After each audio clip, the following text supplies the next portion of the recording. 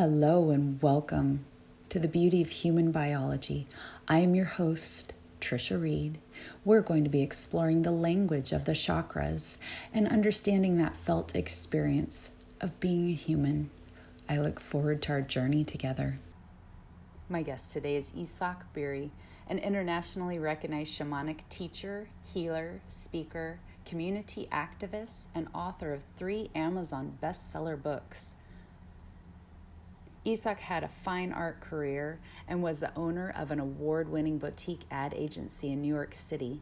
A midlife crisis, or as I like to call it, reassessment, led to his transformation from skeptical atheist and business executive into a passionate believer aligned with his life purpose.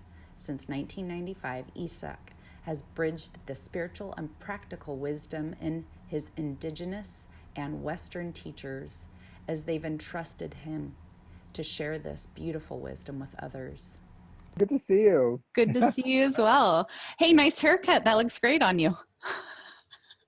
Very dapper. I love it. Yeah,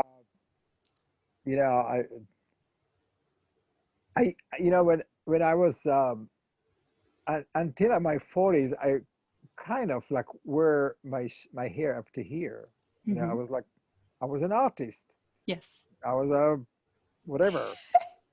I really have long curly, like a youthful, it's called.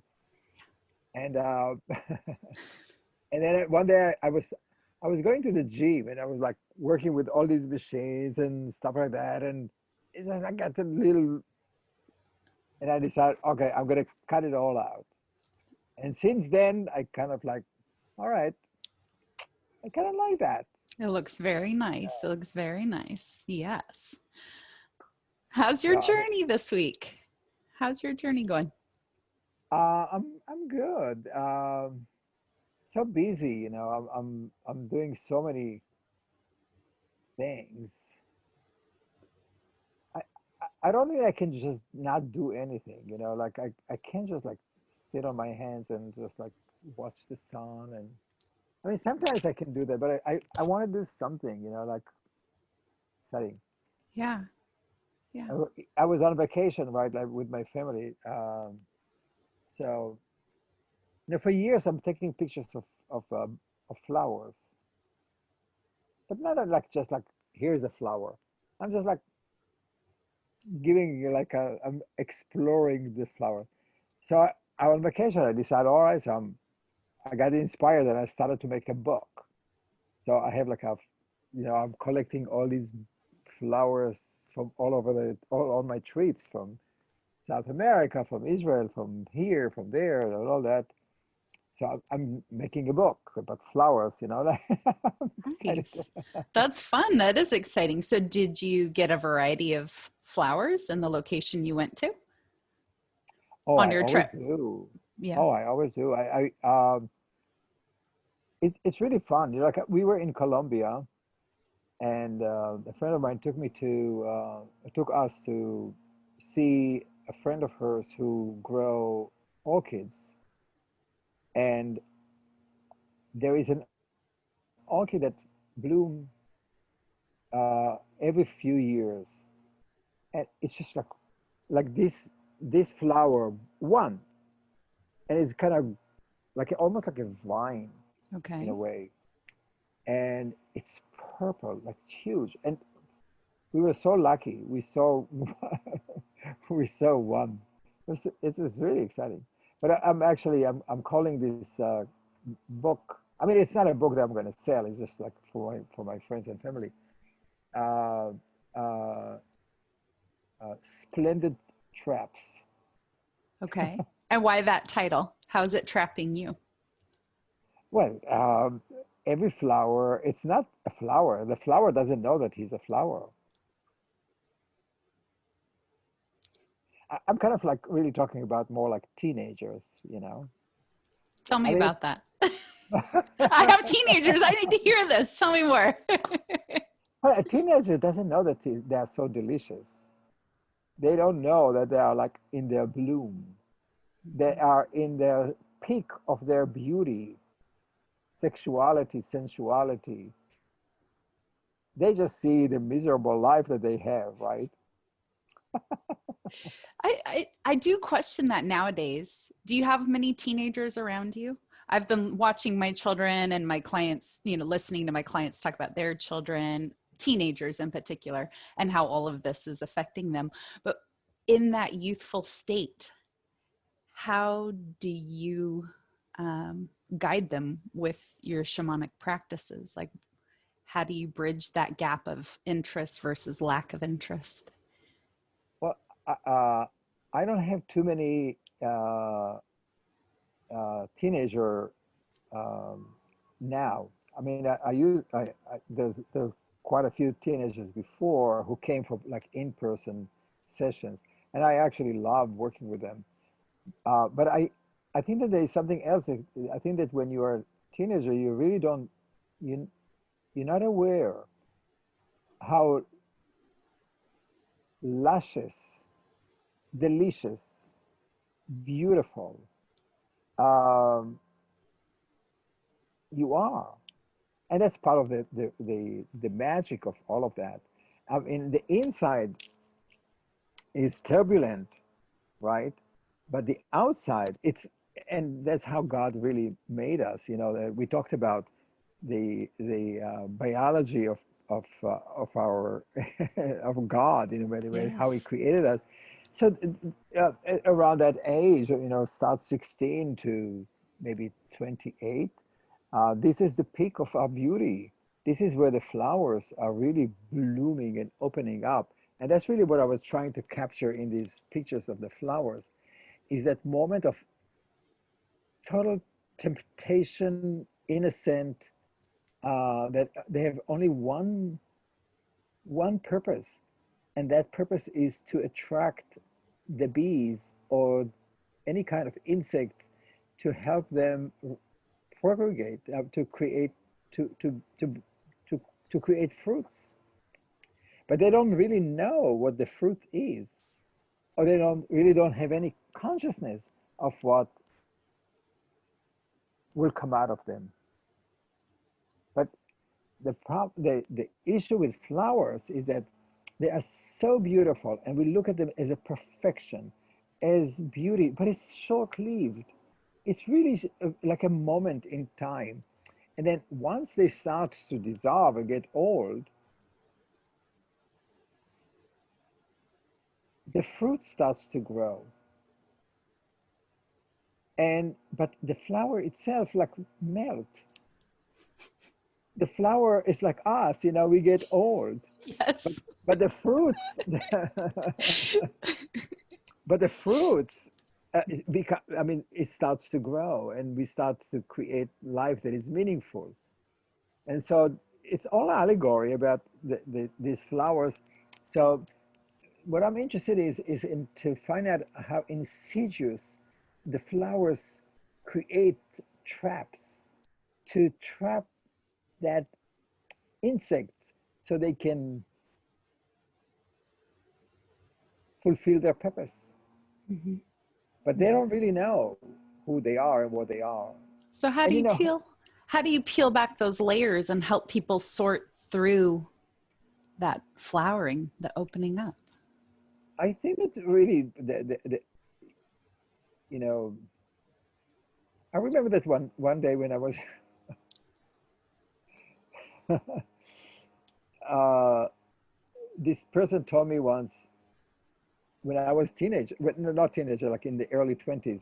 He says how attractive I am, and I never really thought of myself as as anything attractive, because most teenagers think that they are the ugliest people on earth, right? Um, Their nose is too big, their eyebrow is too big, their eyes is not right. It's not exactly the the uh, the pictures of movie stars and all that.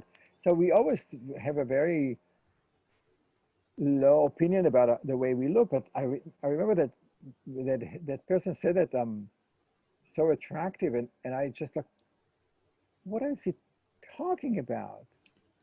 What's going on? And I could not see myself. And I think that that's part of what I think that we we can't make them see themselves, but at least accept Hmm. um, that moment of beauty and innocence. But that's also part of the innocence, because you're not aware how beautiful you are, how charming you are, how gifted you are, and that makes you humble. Uh, and actually, when you see a person that is so aware of it, you know that something is wrong there. Hmm. But we talked about biology, and I think that it's so important because biology is also have a lot to do with our emotional uh, makeup. Because when you are a child, you are born, everything is open, everything, and then you start to get upset about all life, and you start to experience all these traumas. You learn about life, and then you grow up, you start to be more independent, but you're still a child and you want to do more. Then you get into a terrible too that you want it but you don't want it. And then as you grow older, um, you can do more and more, and then until you get to the age of 13, where your body change, my God. And then all these hormones starts to rush in, and then there's all this confusion about sexuality, about your place in the world, and who you are and what you are, and you want to experiment with all of that. It's part of that. And then when you get to be 16, 18, this is the time to have sex. This is the time to propagate, to learn how to build relationship, intimate relationship, sexuality. The hormones is just, that's how God created us. So for Right. a purpose, Right. right? Without shame, because it is the survival of the species. These young adults and teenagers are just acting on their natural, normal human biology. And that is part of coming into that is the curiosity with it, the exploring it. But what about as we're going through that process and looking at our biology, is there a way to is there a way that you've found with shamanistic teachings? Because we talked last time about how there is no chakra system in shamanism. Um, Explain how you would take the shamanistic teachings and look at the development of the human. Do you just let them explore it, or do you try to guide them with understanding what their biology is asking of them to I think explore? we started with the flowers. Like if you look at the flower, there is a seed, right? Mhm. And the seed starts to grow, and then it starts to create, to open up to the sun, and open up to the rain, and open up to the weather, and then slowly gathering their energy, and then it becomes a flower. And the flower is all its purpose is to propagate, and then to bring fruits. And the fruit is to continue to create the cycle.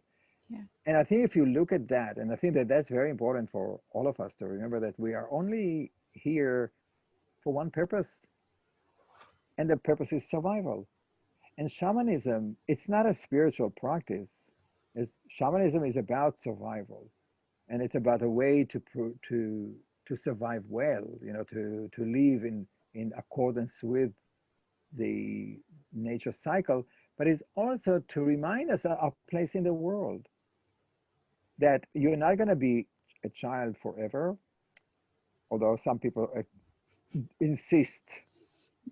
There are some people who wants to be teenagers forever, Yeah. and there are some people who, you know, wants to be older, when they are young. That's not the way it is. The way it is that we really have to follow the seasons, the biological seasons that we have.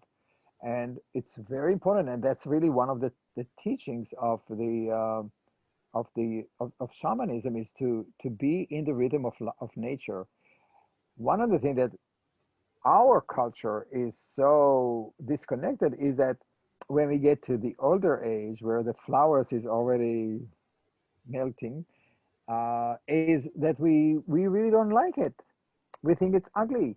We don't have a way that we treat elder people in respect, and that's so common in indigenous cultures that they they understand the value of the elders, that their wisdom, that they already went through the cycle, they have experience that they can teach those who just the beginning. Those are our teachers. But for us, we ship them into, you know, in, into old age homes, and we don't want it to be, we don't want them to be part of our life. And I was just talking about it today, that how grateful we should be to have a grandfather and grandmother raising us, because they have so much love and freedom of love to give you and to support you where your parents may not have. And they also have wisdom to share with you, and teachings. And so, because we are so disconnected from nature, I'm talking about the industrial world or the Western world. Mm-hmm. We don't even look at ourselves as part of that part of that cycle, Mm-hmm. which is, you know, a, a terrible mistake, because we don't really understand the role of our role. I Mm-hmm. mean, if you're like in your 70 and you're trying to be a teenager, It's kind of ridiculous. it's Yeah. kind of ridiculous, because your Yeah. equipment doesn't work and you don't want to have Viagra to artificially Right. do that. And I feel sorry for people who are trying to do that because they don't accept who they are. And we have all industries that are trying to subvert where we are, to make us younger, where we need to be owning our wisdom, owning our life experience, and becoming mentors. So start at the basics there. When becoming mentors, I mean, I understand with the books I've read with my children, I understand the development of the brain is, going through its certain cycles, and that changes the communication style. So how do you look at bridging that gap between the awareness, the understanding of these adult ideas, the desires in the body changing, what the flower is meant to do, the evolving human? How do you approach that with helping them be more aware of what they're going through as being natural and normal, and not going to an extreme with it? I think that if we as parents allow the children to live accordance to their age, the biological age, Mm-hmm. and not push them at the age of 8 to already think about college at Stanford. Mm-hmm. Uh, we allow them to play, to experience nature. That's develop their mind. Mm-hmm. And in the same thing, when you are a teenager and you're telling teenagers not to experiment with sex or intimacy, you're cutting off their life force. And so when you get to 40, which is, so you have then you have 28, which is another stage, and then you have 38 and 40. And when you get to the 40, it's the age where you get into the wisdom. And that's what we call midlife crisis, where we start to ask questions about who am I, where I am, why do I do these things? Is it that important? Is that all for about life, or maybe I missed something? So these are years of pondering the big questions, and that in the Kabbalah is about walking into the pardes, or the orchard of wisdom. And this is when we start to ask the big questions. We already experienced being children and teenagers, and got married, had children. We experienced death in the family. We're understanding loss. We're understanding grieving. We're understanding the cycle of life. And at age of 40, we start to really see in a bigger perspective of life, but we are still not in it because we're still half young and half old. But those are the midlife crisis, and a lot of people make changes in that life. They become more spiritual. Mhm. But that's also in accordance with the hormones. The testosterone goes down. Okay. And so men are starting to feel more intuitive, more spiritual. They're asking for more nurturing part, which is true, which is nice. Because at the age of 50 or around that age, or around that time, you become a mentor. All of a sudden, you have this need to teach younger people or your family or anybody to become a teacher, to pass on what you experience to other people. But it's not natural for you to do it when the age of 30 or 28 when you're busy and doing other things and your body still wants to vibrate with all these hormones. It's just Yeah. not necessary. So and so you have this mentoring age, and that mentoring can really go into the wisdom age, to the golden age, to the silver age, whatever you call it, and you can contribute a lot to people being at this age. I remember that I used to have teenagers that coming to me for sessions, and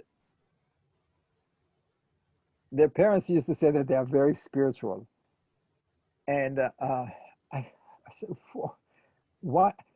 And the kids came in and they said, oh, I'm meditating 2 hours a day, and I'm doing this yoga and that yoga. And I says, stop it. I says, what do you mean stop? I'm enjoying it so much. I says, do you do it because you're afraid of sex? Do you do it because you're afraid of life? Do you do it to avoid life? Why are you doing at the age of 17, 18, 19, where you're supposed to learn how to interact with people, how to be sexual, intimate with people? Why are you secluding yourself and sitting in a dark room, meditating for God, for spirit, for what?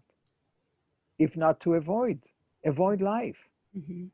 And I truly believe that it's true. I You needed to know, hear this today. Okay, let's talk about avoiding yes, life. What are they avoiding? I feel like you're saying they're avoiding intimacy because it's been reframed as naughty and bad and inappropriate and taboo. Am I hearing that absolutely. correctly? Yes, Yeah. yes, yeah, absolutely.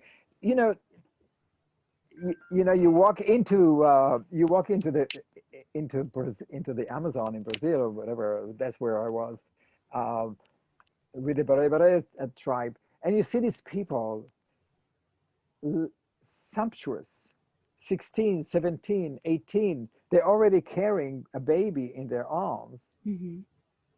because they are active, sexually active. They are part of the rhythm.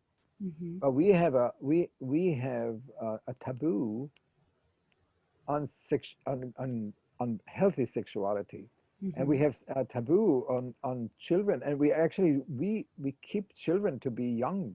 We don't want them to grow too fast, Hmm. Hmm. but that's not necessary. When you travel, do you ever look at the culture and the subculture of where you are and start to look at the vibrations or the energy of that area almost like they're in an age group? I found this in my own travels, like in different cities or different countries. In particular, it hit me in Japan. I really just felt like there's this, they were very calm people, but it wasn't just that. It was like they were more mature um, in the energy. For example, we were in Kyoto. And when we were in Kyoto, I said, oh my gosh, I feel like I'm hanging out with like a very wise 80-year-old man right now. Just everything was calm. You know what I mean? There was just such wisdom and kindness and peace being there in Kyoto. And I just thought, oh my gosh, this makes more sense because then in other cities, it felt like a 5-year-old. And in other cities, it felt like a 15-year-old. You know what I'm saying? Like, do you ever experience that when you're traveling? Well, you know, it, if you travel to indigenous cultures, yes, not so much if you travel in Europe and other places like that. Okay. But I remember that when the first time I went to the Andes, and we were walking in the villages and hanging out with people there and going to churches and stuff like that. And then we took a bus and we went down to um, Quito, to the big city. And I looked at it, the vibration in the city, of course, is different. But then I started to see that the children are miserable. They're crying, they're nudging, they're like upset. And I kind of looked back and I said that we were there a whole week in the Andes. We never heard anybody cry. We never heard anybody miserable. They were all very purpose. They had a purpose. They all were very content, which is like what I experienced that as they were really content in their environment, in their village, in their place in the world. Uh, they they were life. And in Quito, in the big cities, it was about the lack of life, the lack of love, the lack of connection. It was all about no, no, no, no, no's. What does that lack do to people? Oh, that's where the traumas are. I mean, that's how Mhm. well, we treat each other like that, but it's it's totally not human. You know, like when you are in the Amazon, in the jungle, right?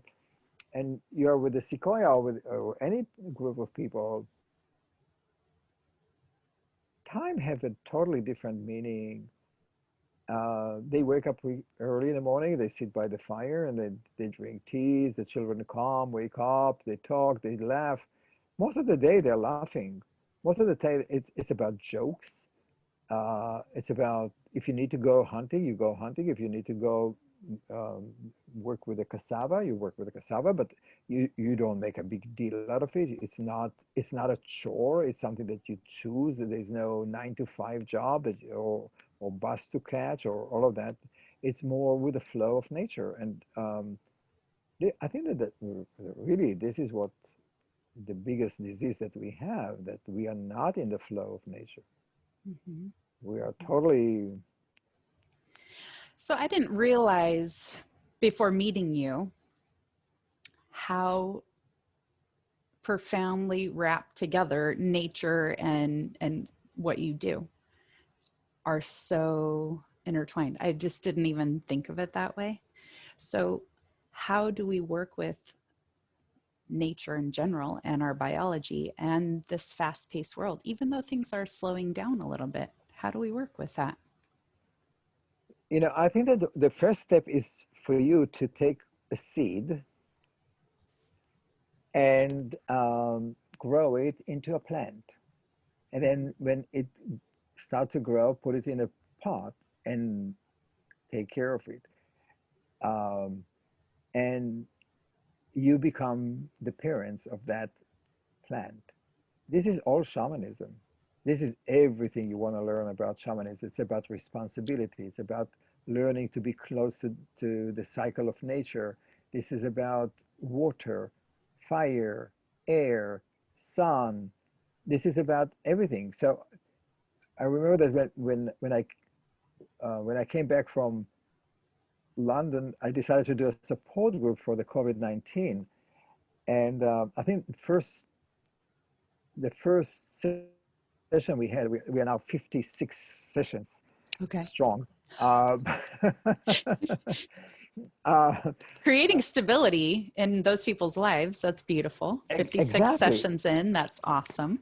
Yes, Yeah. so with non-stop, you know, and we meet every Tuesdays and Fridays. So and it's an international group. It's people from Mexico, from Europe, from all over the United States.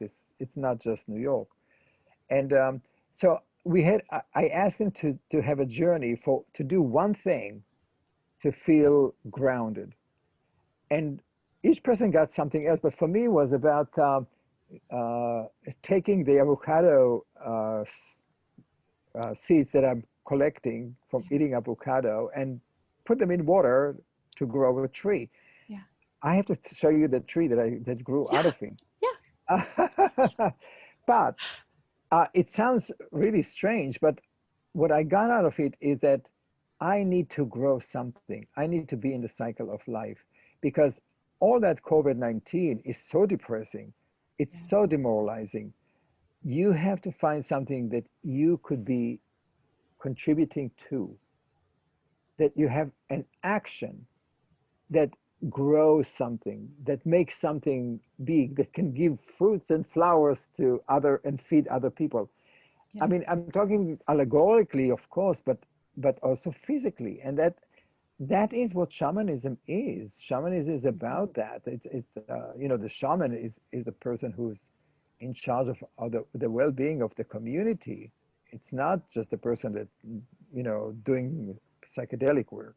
yeah, It's for a person who take responsibility of his family and the community and the world and the environment. And it's an action to become a shaman. It's not just to sit there or meditate yeah. and think of yourself as a spiritual being.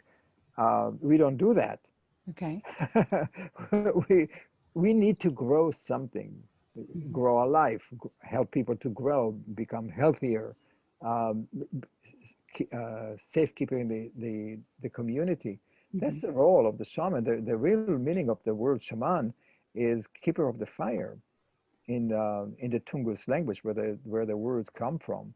Okay. It's not a spiritual being. It's not a magician. It's not a healer. It's not all of that. It's about responsibility. And so if you go in deeper to that, when you're speaking about the youth and the teens and the young adults staying in the step they're in, the part of their development that they're in, how do you keep them interested in things like yoga, things like shamanism, without pouring the water on the fire? Like you said to me last time, you said, don't put out the fire, don't douse the flame, right? So that flame that's there at the age appropriate time, piquing curiosity. How do you keep the young adults or the teens in the step they're in without rushing through the stages of understanding what their body is asking of them to explore? Well, first of all, I think that we really have to be aware that there are biological stages of humans, and we need to honor it. Mm-hmm. I mean, you can't look at a little flower that just popped out of the earth and expect to eat a cucumber. It's just not going to happen, Right, right? right, You have right. to wait. You have to water it. You have to nurture it to get the flower and to get the fruit. It takes time, Yeah. and I think that that's very important. And also understand what that child need and what motivated him. Not every child have the same life purpose. So you want to know what's your life purpose, your child life purpose, and nurture that. Because if your child life purpose is to be a teacher and to be um, a healer or help other people, then help him to do that. But if that child is an introvert and you want to, he needs more protectiveness, and just help him to do that. Don't demand him to be somebody that he's not. So understanding that it's really really important. But also to find out what the child is attracted to. What is the fire in his guts, you know? Does he Mhm. like sport? Does he like movement? Does he like dance? Does he like painting? Does he like uh, music? Each child have a gift, or sometimes many gifts, but to acknowledge them. You know, a lot of the mistakes that parents do is they say, "Oh, you're not a." If the child wants to play and says, "Oh, you're not musical," or Yeah. you're not good, you're not a singer because you have a terrible. And we curse our children all the time like that, but it's Yes. to honor that fire, that passion, and when when it when they realize that you honor their passion, they will be the best flower there is. So you mentioned earlier grounding. How do you suggest grounding based on shamanism? Well, uh, so in our physical body, we have a few brains. One of them is what we call the brain, our head, our mind. But then we have a few others. One of them is in our heart, and one is in our gut, and one is in our hands, and one is in our feet. Okay. So these are all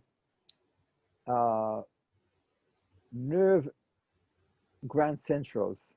This is where nerve endings are coming for us to send messages to the processing. This is our hard drive. But we receive information from our hands. That's why Reiki and all that hands-on healing is so important with hands. But one of the most wired centers is in our sole of the feet. And this is how we learn about our world. And guess what? We all wearing shoes. We all disconnected from the negative ions charges of the earth. And so one way to get grounded is to understand that when you don't walk barefoot, you are disconnecting yourself from from the electric magnetic field of the earth, which is so important in any electrical work, right? But also from connection to the earth.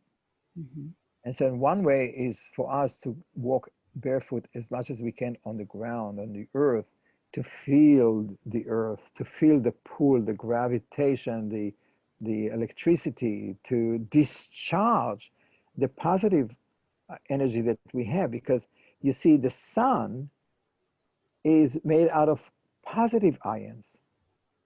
All our electricity and the computers and iPhones, these are all sending us positive ions. And so we are really lacking negative ions. And when that happens, we feel tired, we feel depleted, and the balance of the energy field around us disappear. And so our role as healer is to clear that and to do limpia. So limpia is energy clearing or energy balancing. Okay. But for us is to understand that the sun, when it comes to noon, at noon time, it is the highest amount of positive ions that it's sending down to us.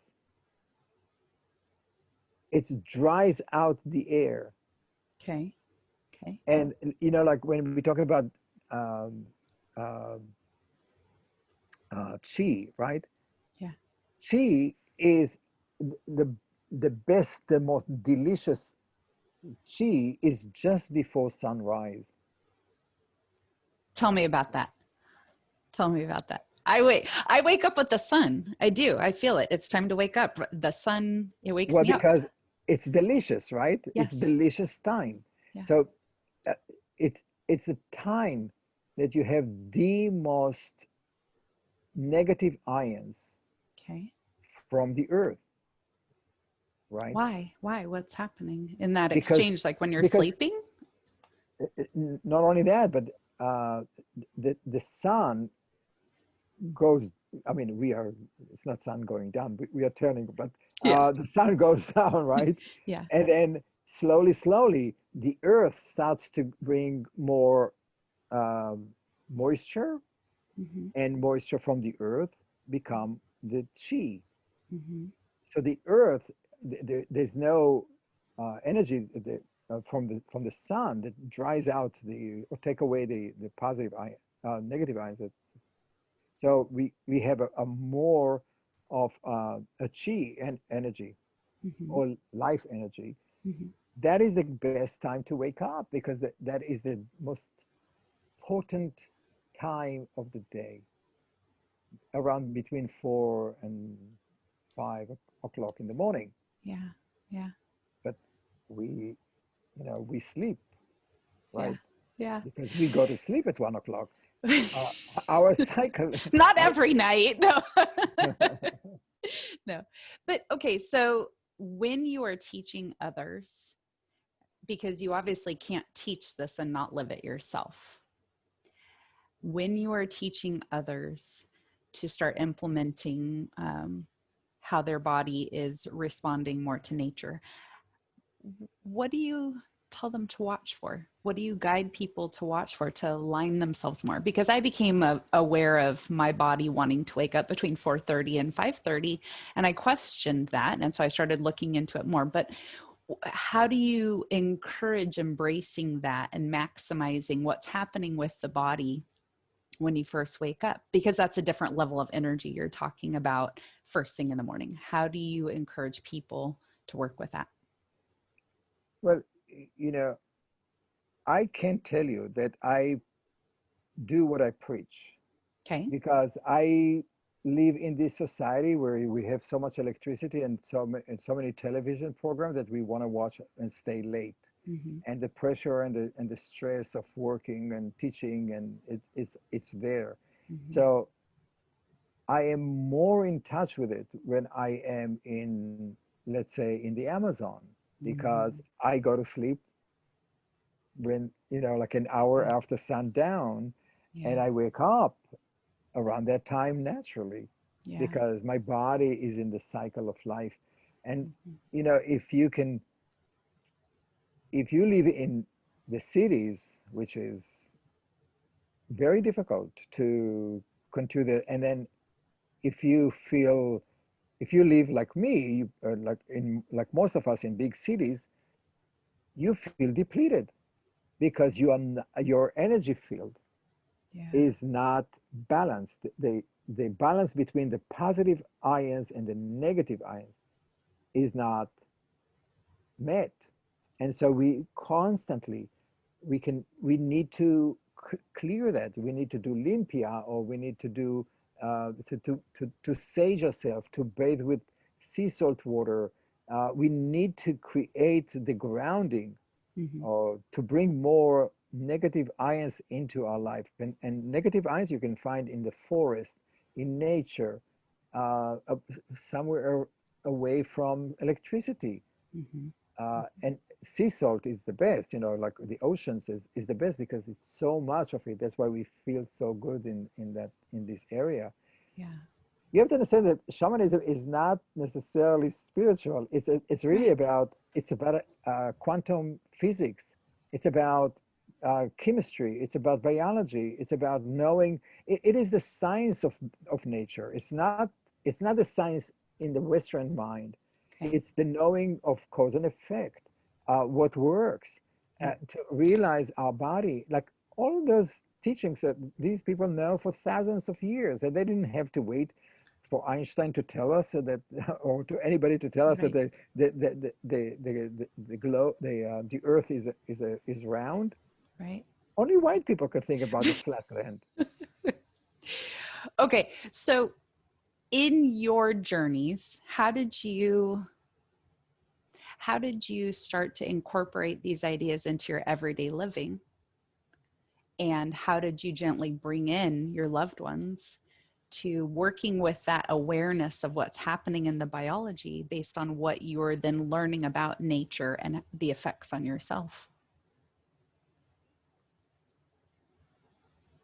Is there a gentle way to bridge that into understanding that we are a reaction to everything that's around us, that it doesn't mean that's how we're reacting doesn't necessarily mean it's a personality trait we have to hold on to. It's something for us to explore and work with.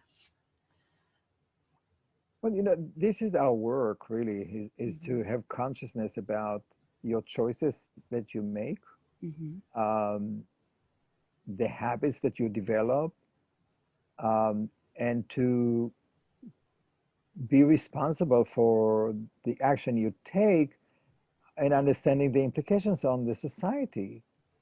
It is so important, and I also think that, you know, I can't um, say enough about having a garden, or growing plants in your home, or having pets in your home, to be somewhere connected to the cycle of nature, of life and nature, and take care of it, to be responsible.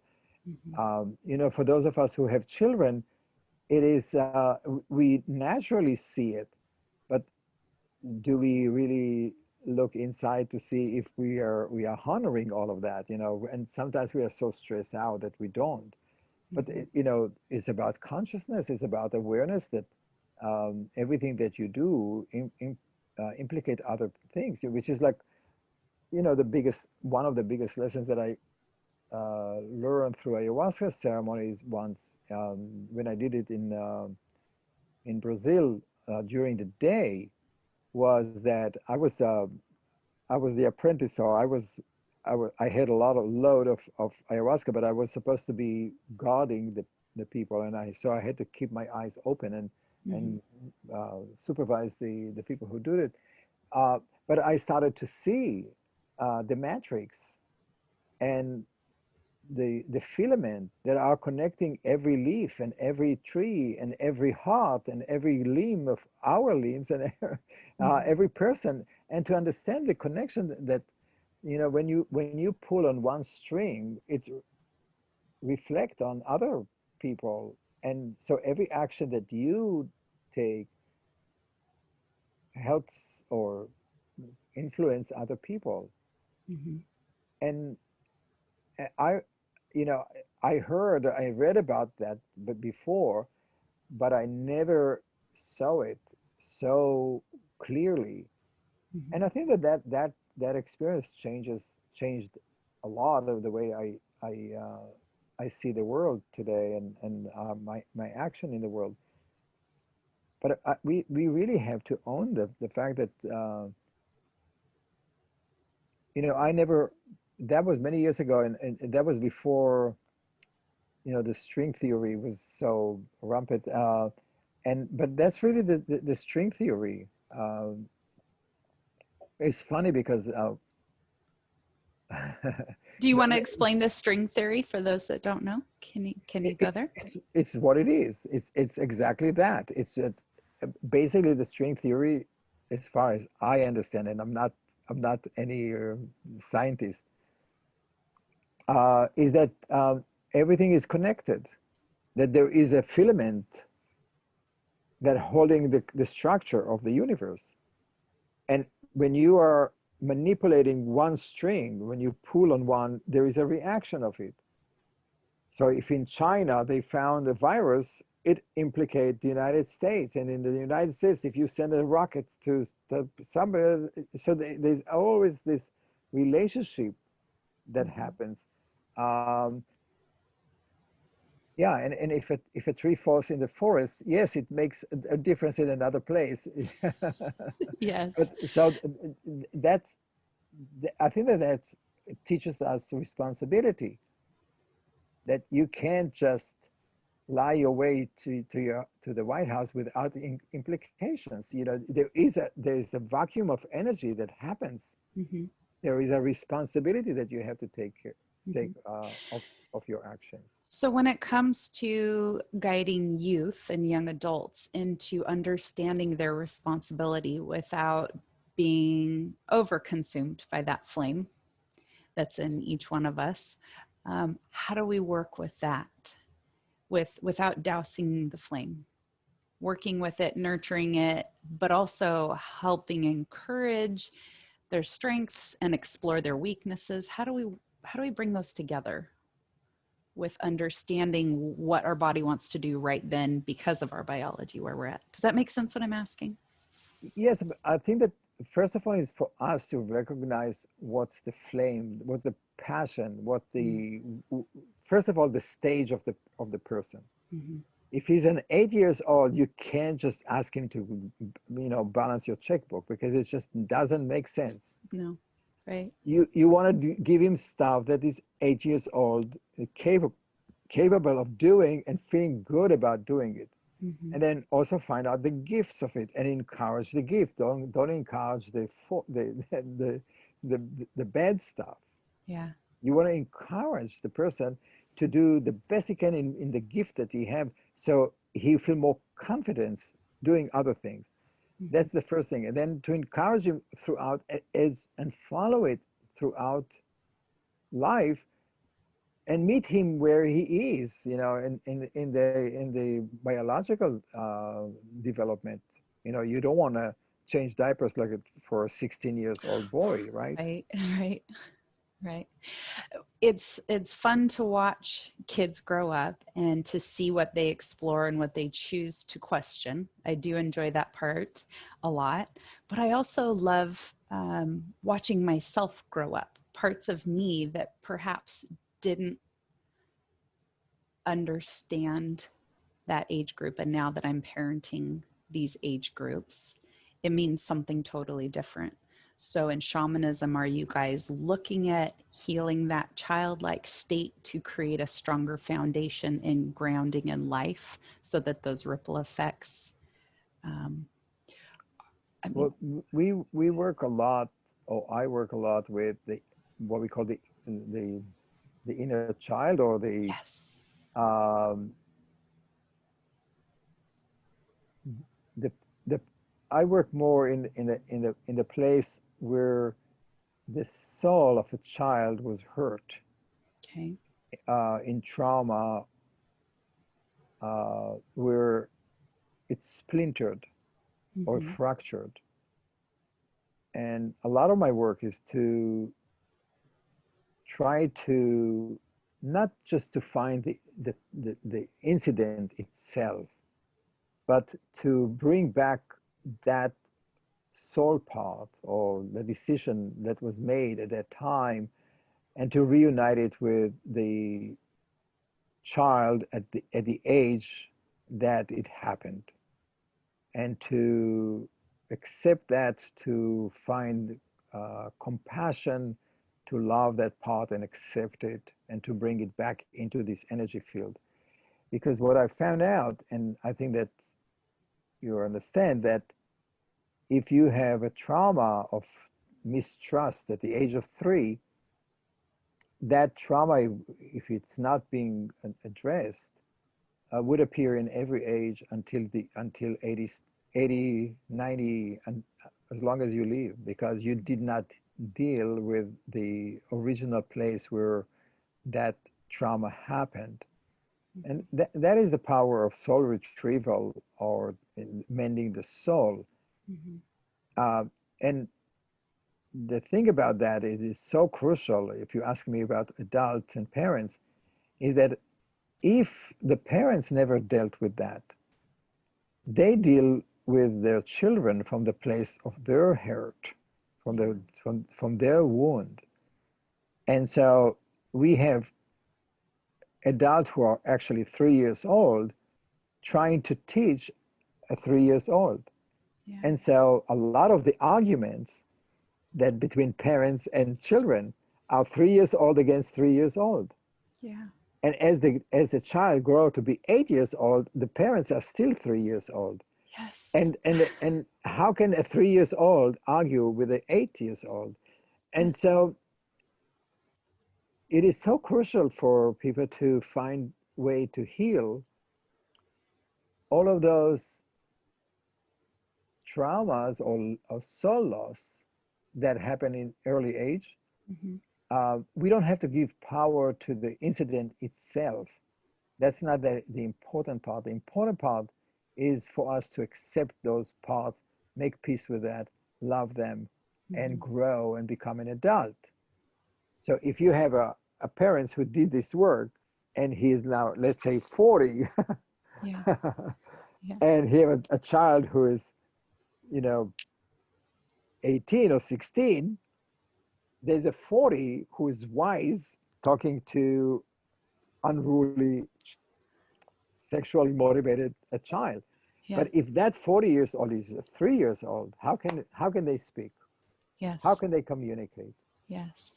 Yeah. I saw a lot of this come up in the last 5 years as I've learned more about the chakras and about energy. And I love that we get to talk about shamanism and that life energy that we all have. And it doesn't have to be lumped together with a label. It's just life energy flowing through us, and it's our reactionary state based on where those traumas happened. And, Yeah. and I see that for my children, when they were babies, when they would be upset about something, if I was equally as upset, I went, oh my gosh, I shouldn't have become a mom. But what I've realized and learned in the last 5 years is no, I was just being little Tricia that needed to process whatever happened that's being triggered as my child's going through it. But it changed. It changed how I looked at myself as a parent, because I realized I am equipped for this, but I have to meet them on their level and then work at my own level because I have different level of awareness. So how are you helping children and parents bridge that gap when you can see that disconnect happening in where the parent is and where the child is, and the child starts to see things differently? Well, I think that for a child, you just have to accept it for where it is.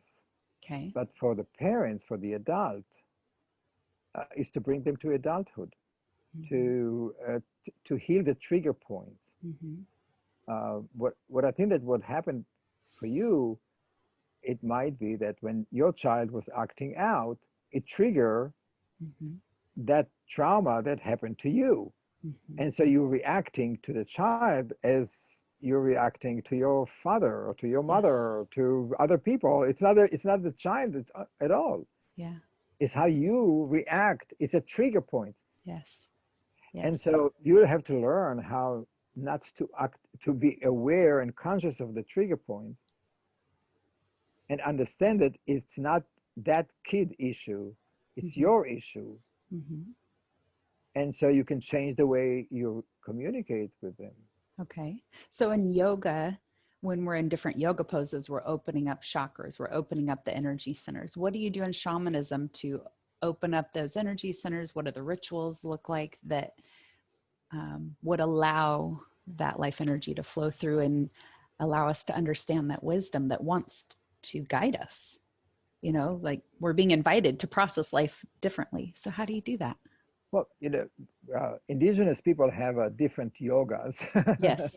different exercises. And I practiced for a long time, for 20 something years. I practiced a different modalities that, shamans from the Andes were teaching me. And it's all about opening up the space and open up to sun. And it's a sunrise ceremony. Okay. So it's a lot of body movement. It's a lot of body movement, but it's in our practice, we don't talk about. I mean, we are talking about body, but it's the body, spirit, emotions are connected. So when you open up, it's you're connecting to the heart, you're connecting to the to Tata Inti, to the sun. You are. So you have a devotion to the sun. It's not just a movement. Okay. Everything is tied up in the movement to serve something. Or when you are bowing down to pick up the earth to offer it as a gift to Tata Inti, to the sun, you are actually pushing down on your digestive system, and you're creating pressure to remove negative or acidity or any leftover from your digestive system. So, but on the other hand, we understand that you have to close and you have to open and you have to offer, right? So it is tied up together in spiritual, emotional, and the physical. It's not and I'm sure that yoga is the same thing, but it's not taught this way. And I was speaking to somebody about that yoga today is a more of a technical, more gymnastic, but the roots of yoga is shamanic. And that's what I'm hearing, a lot of that. And I didn't realize how it was so connected. Next time when you do pigeon, just think about the pigeon. Think about lifting the legs up or bowing down and think about the animal that, or if you talk about dolphin, or if you talk about standing like a tree, what the hell is that tree? Right. People just think it's acrobatic, but it's not. It's about connecting to the sun and connecting to the earth and creating balance. The balance is not because of your body, it's because of your connection to God or the sun and the connection to the mama. Yeah. That's Yeah. where you create the tree. So all of it,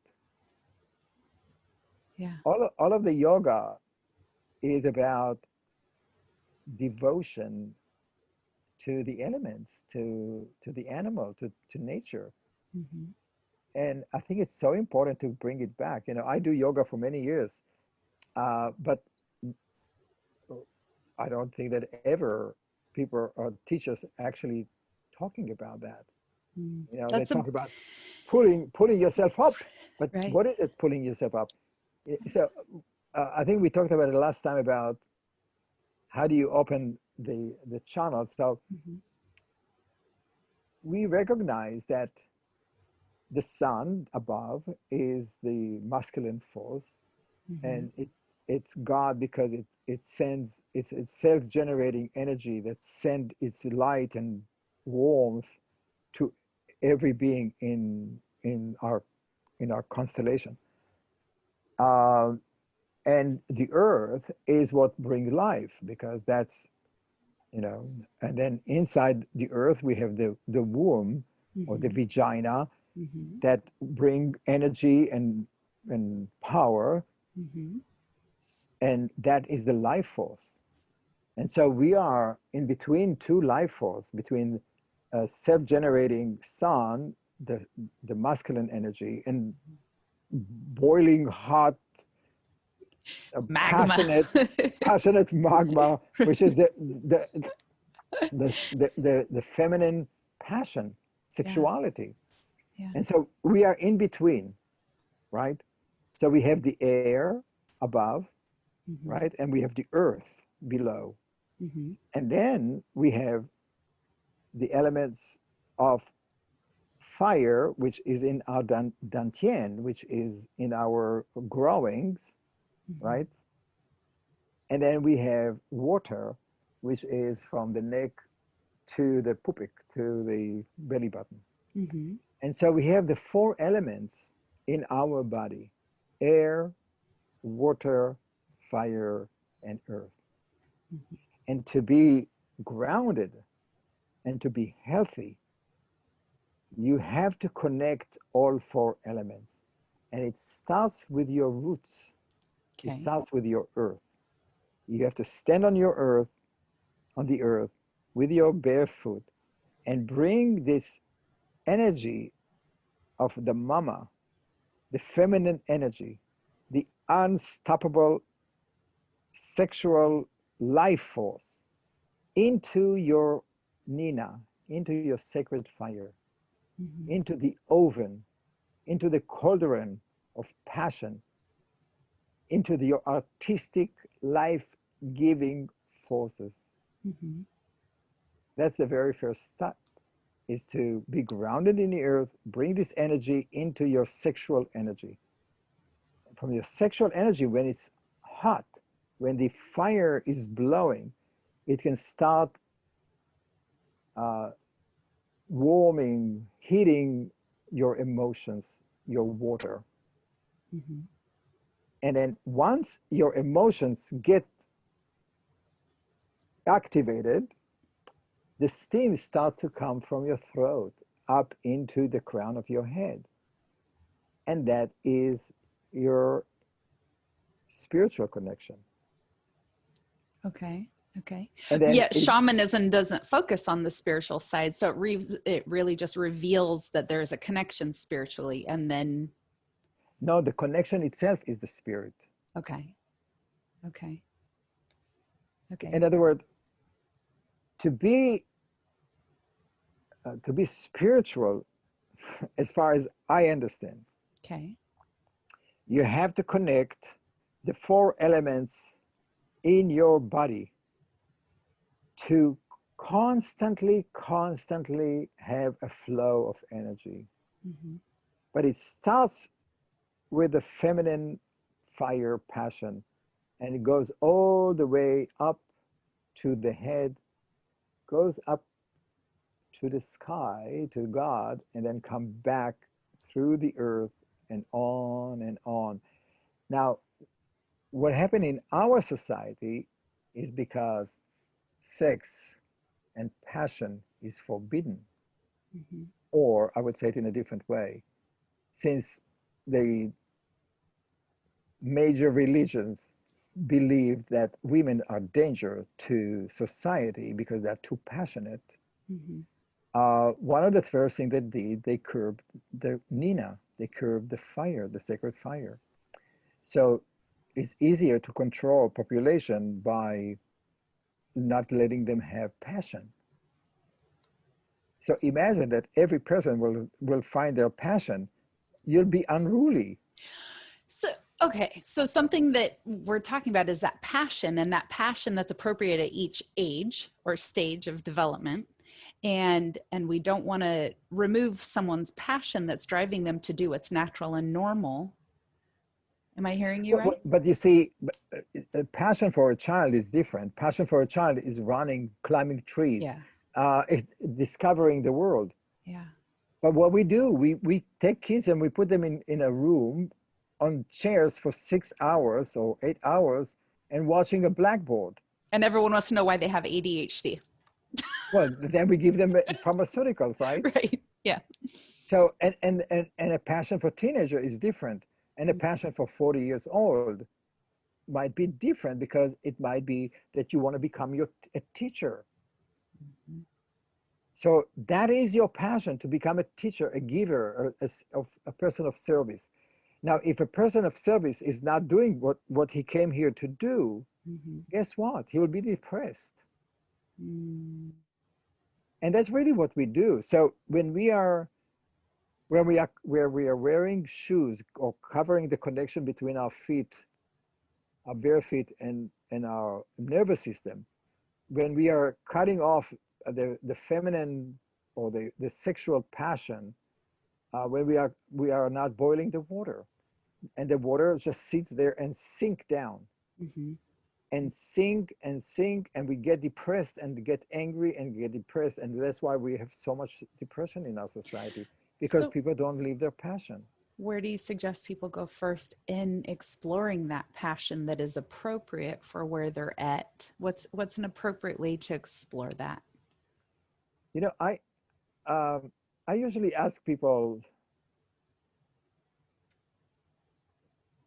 at the age of 5, 6, 8, what do they want it to be? Mm-hmm. And that is their calling. Mm-hmm. I mean, I'm not saying that you have to be a ballerina, Mm-hmm. but you might want to dance. What did you think your calling was when you were so young?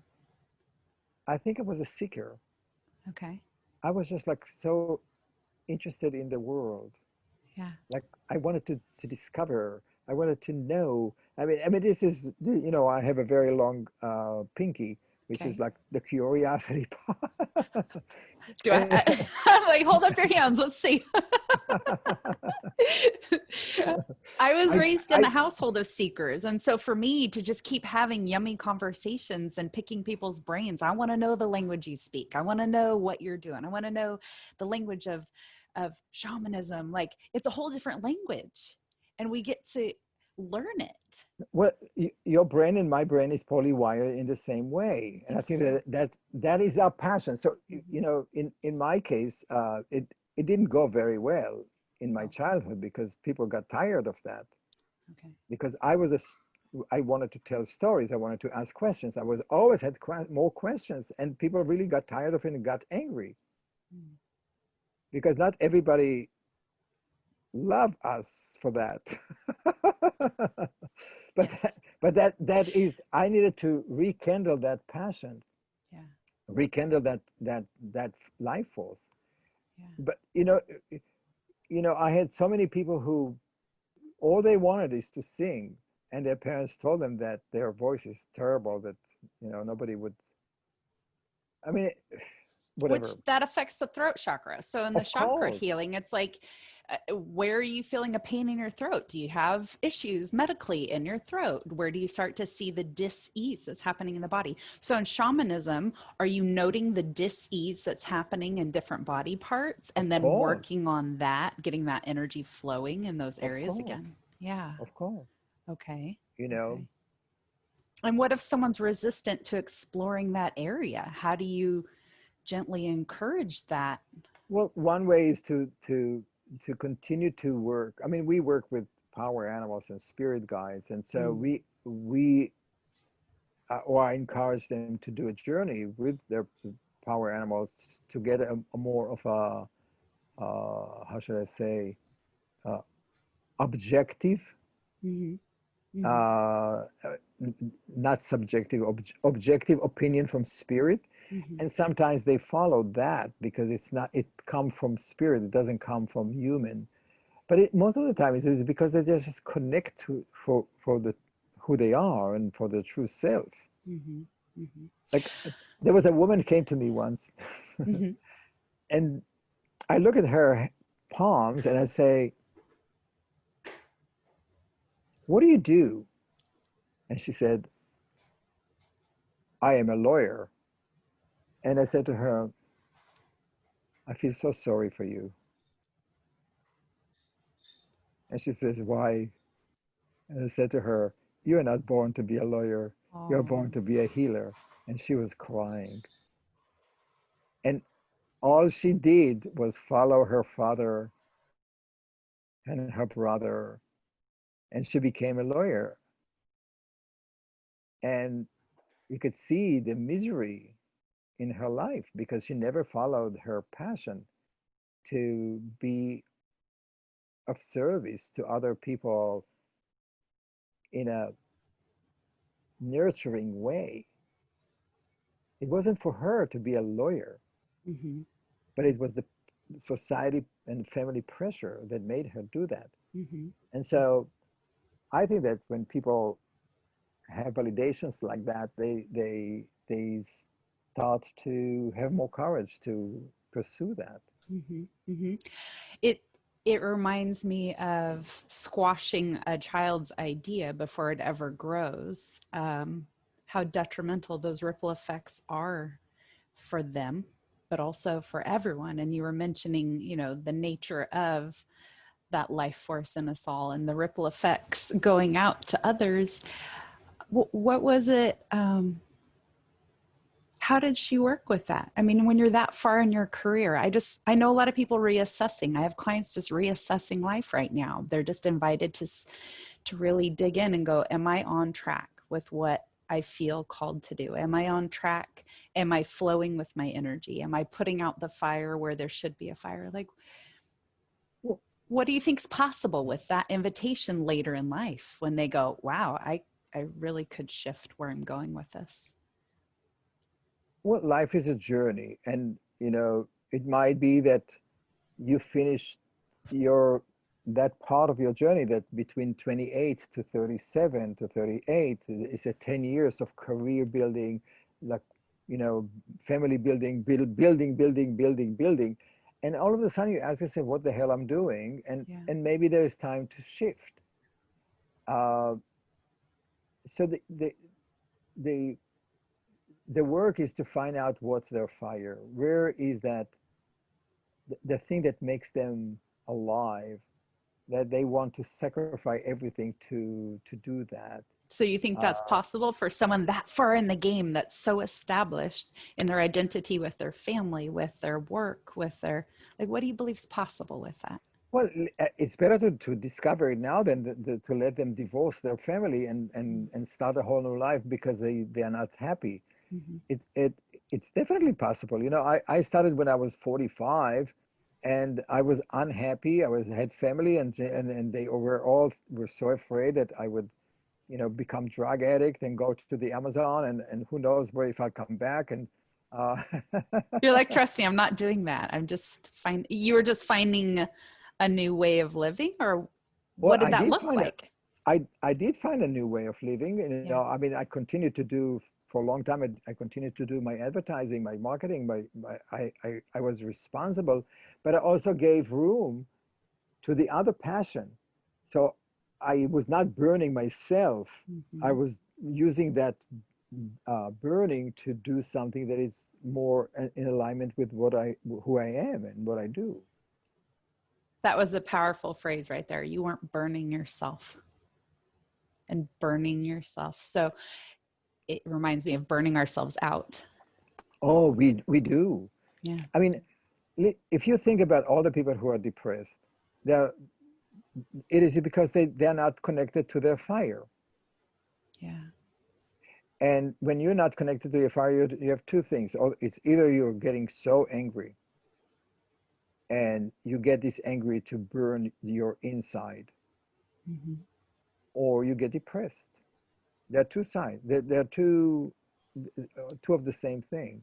Mm-hmm. It's either you choose to be depressed or you choose to be angry. And I think that when you start to live off your inner fire, or the sacred nina, the sacred fire, from the purpose of your life, from your passion of your life, then everything else is just goes smooth, right? Because you are in alignment with who you are, with your Yeah. gifts, with with God in many ways. Yeah. And that I think that is the most important thing. And in many ways, you know, at the end, all healing is about giving hope to people that where they are is not where they're going to be. That they're going to they are able to shapeshift their existence to something that is more in alignment with their life purpose or their soul purpose. But you have to give them the ability to see that, to understand that I can be a dancer even when I'm 60. Why not? Yeah. I have so many people who do that. Like one woman was so, her biggest passion was to be uh, to ride horses, and for years that was she did when she was young. She was disconnected from that, and she did a journey, a shamanic journey, and that's what came to her, that she needed to go back to horses because she loved these horses, and she did. And my God, she reborn. It's the foundation. So everything you're saying, going back to the childhood, healing the wounds, finding a stable foundation, and then moving forward again, whether you're an adult or in that youthful period. That's what I hear you saying over and over. Go back and re-explore that and find that foundation. Found the passion. Find the passion. Yeah. Find the passion, because the passion is what align you with your soul purpose. Mm-hmm. So if your soul purpose is to find love, so that part of it. If your soul is to be a spokesperson, to share ideas and storyteller, do that. Or Yeah. if it's about expression through movement, then do that. I mean, that is the part where you are reconnecting with your life force. Yeah. I love this. Thank you so much. You're Itzhak, very, very Beery, welcome. you're amazing. Thank you. I love picking your brain. It's just so much fun because it's because you're showcasing change and the ripple effects and the positive effects, and you're showing us that there's many languages, right, of understanding what we're experiencing, and it's just finding the one that helps us um, find that passion again. And this one's lighting a passion. I just can't wait to talk to you again and again. Thank you. You're Thank very you. welcome. Thank you. Thank you All so much, right. Tricia. Have Okay. a wonderful day. This has been so much fun. Thank you, everyone, for joining us yet again. My friend here, Itzhak Beery, he's just so fun. You should reach out to him. Where can people find you? Do you want to tell a little bit about Uh, that? they can find me on my website, itzhakbeery.com. And you can send me an email, book a session, Yeah. buy my books. I Yes. have 3 books, Yes. or participate in any of the shamanic work that I do. Fantastic. We'll lead them your way in the show notes. Thank you so much. You're Thanks, very, everyone, very for welcome. joining us. This has been wonderful.